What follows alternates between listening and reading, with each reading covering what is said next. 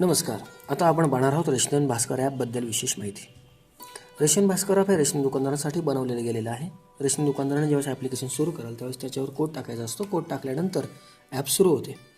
ॲपमध्ये आपण पाहू शकता युनिट रजिस्टरची पूर्ण माहिती. त्याच्यामध्ये तुमच्या गावामध्ये जेवढे काही कार्डधारक आहेत त्यांची पूर्ण आपण माहिती पाहू शकता.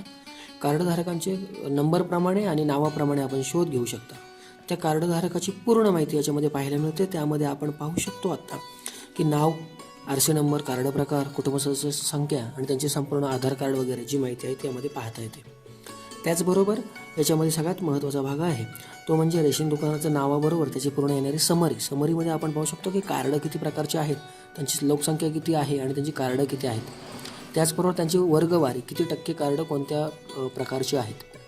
सोबत आपण नोंदणीकरण हा जो प्रकार आहे सर्वात महत्त्वाचा, की किती टक्के पुरुष आहेत, किती टक्के लोकसंख्या आहे, स्त्रिया किती टक्क्यांची आहे, एकूण लोकसंख्या, आधार कार्ड किती टक्क्या लोकांची जमा केलेली आहेत, किती लोकांची बाकी आहे, त्याची वर्गवारी आपण पाहू शकतो. तसंच गॅसधारकांचं, तसंच आपण आतमध्ये मोबाईल नंबर आणि इतर माहिती पाहू शकतो. सर्वात महत्त्वाचा पार्ट आहे रिपोर्ट्समध्ये आपण पाहूयात. यामध्ये युनिट रजिस्टरपासून बँक खाते क्रमांक जमा झालेले असतील, मोबाईल नंबर असतील, आधार नंबर असतील, गॅसधारक असतील किंवा जेवढे जमा झालेले नसतील या सर्वांचे वेगळे वेगळे तपशील आणि रिपोर्ट्स आपण पाहू शकतो.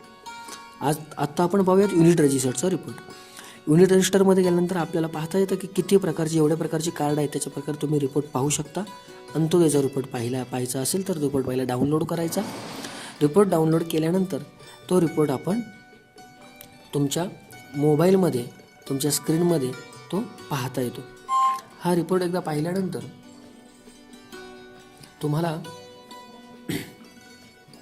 त्या रिपोर्टची पूर्ण माहिती इथे आपण पाहू शकतो. पहा, याच्यामध्ये युनिट रजिस्टरमध्ये आरसी नंबर म्हणजे रेशन कार्ड नंबर, संदर्भ क्रमांक, त्याच्यानंतर सदस्याचं नाव, वय, फोटो, लहान मोठे किती आहे, सदस्य संख्या एकूण किती कार्डाची आहे, आधार क्रमांक, मोबाईल नंबर जमा असेल तर, गॅस नोंदणी केली असेल तर, बँकेचे नाव जमा असेल, खाते क्रमांक असेल तर, आणि वार्षिक उत्पन्न, ही सर्व माहिती याच्यामध्ये पाहू शकता आपण.